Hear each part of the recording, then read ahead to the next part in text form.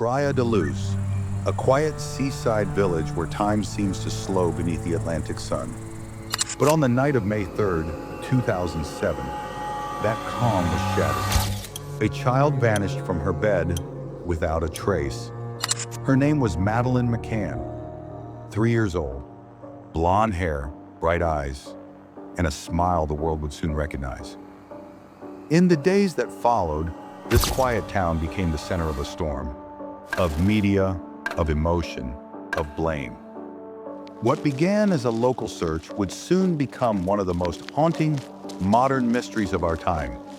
Within hours, her photograph was everywhere. Across Europe, across oceans, across generations. Everyone knew her face, but no one knew where she was.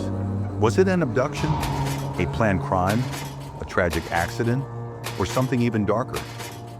Theories multiplied faster than facts, and the investigation would soon unravel into a maze of contradictions. Police missteps, political pressure, and global speculation. Ferreira was among the first to walk through apartment 5A that night. What he found would raise more questions than answers. The window, slightly open. The bed, empty. No signs of forced entry. No clear footprints. No struggle. In that silent week, the investigation began.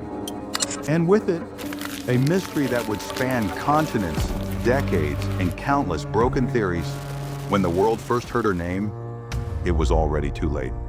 Within 24 hours, Praia da Luz was no longer a quiet coastal town. Police checkpoints appeared, helicopters circled, volunteers combed the beaches with flashlights and fading hope. But the one thing that mattered most was missing. There was no trace of Madeleine. Not a footprint, not a sound, just an open window and the echo of a nightmare. As investigators worked through the night, questions began to grow faster than answers. Who had access to the apartment? Who saw the child last? And why were there no signs of forced entry? Early leads pointed everywhere, and nowhere. Sightings poured in from Spain, Morocco, even as far as Australia. Each one raised hope. Each one ended in silence. As days turned to weeks, the story transformed from a local tragedy into a global obsession.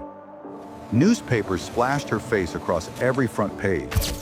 Television anchors repeated her name like a prayer or a curse.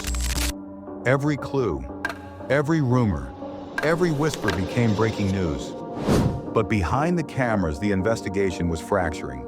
The Portuguese police, under pressure from the world's eyes, struggled to keep control. And soon the focus began to shift. It shifted toward the people who were supposed to be victims. Madeleine's parents, Kate and Jerry McCann. In the summer heat of 2007, suspicion turned inward. The narrative twisted. The same media that had lifted them to sainthood began to cast shadows. Questions surfaced about inconsistencies in statements, about timelines, about traces of blood found by police dogs inside the apartment. Forensic reports were leaked. Speculation exploded. But no proof ever surfaced. Still, the damage was done. Public sympathy turned to doubt, and what began as a search for a missing child became a war of reputation and narrative. British tabloids versus Portuguese law enforcement. Emotion versus evidence. Truth versus story. As the years passed, private detectives joined the chase. Millions of dollars were spent. Files stacked higher than the child they were meant to find. But every new lead circled back to the same place. The night of May 3rd, inside apartment 5A, and to the one question no one could answer. What really happened after the lights went out? Years later, investigators would use ground-penetrating radar, heat mapping, and advanced DNA recovery. They uncovered fibers, partial prints, unverified signals. None belonged to Madeleine. The deeper the science reached, the colder the trail became. And yet, something lingered, something no test could explain. A mother's certainty that her daughter was still alive. Years turned to decades. and the trail of Madeleine McCann faded into dust. But in the shadows of Praia de Luz, the story never truly ended. Even now, locals say the night still feels wrong. A strange stillness near the Ocean Club. Pause, 0.8 seconds.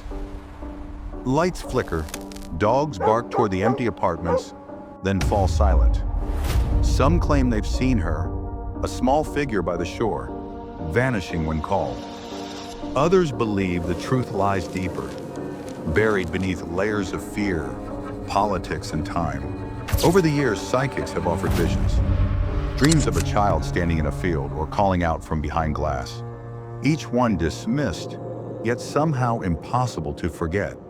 Detectives admit they still receive tips, emails, photographs, anonymous calls, each one claiming to hold the final piece, each one leading nowhere. Across the years, suspects have come and gone, faces blurred by time and rumor, files sealed, evidence lost. And yet the question remains, how can a child disappear in a world watched by cameras, satellites, and millions of eyes? Perhaps the answer is not in what we see. Perhaps it's in what we refuse to believe. Because every investigation, every headline, every theory reflects something about us. Our obsession with answers, our fear of the unknown, and our desperate need to believe that mysteries can still be solved. But maybe some are never meant to be. The McCanns still search, they still wait. And every year on May 3rd, they light a candle, a single flame against a world of questions. The room where Madeleine once slept remains untouched. Her toys, her clothes, her smile frozen in photographs. Time moves on, but the memory stands still. Perhaps that is the real mystery. Not where she is, but why the world can't stop searching for her. Because in her story, we see something of our own. The ache of uncertainty, the endless reach for closure, and the quiet, haunting truth that sometimes the deepest mysteries are not found in the world outside, but in the spaces within us where hope refuses to die.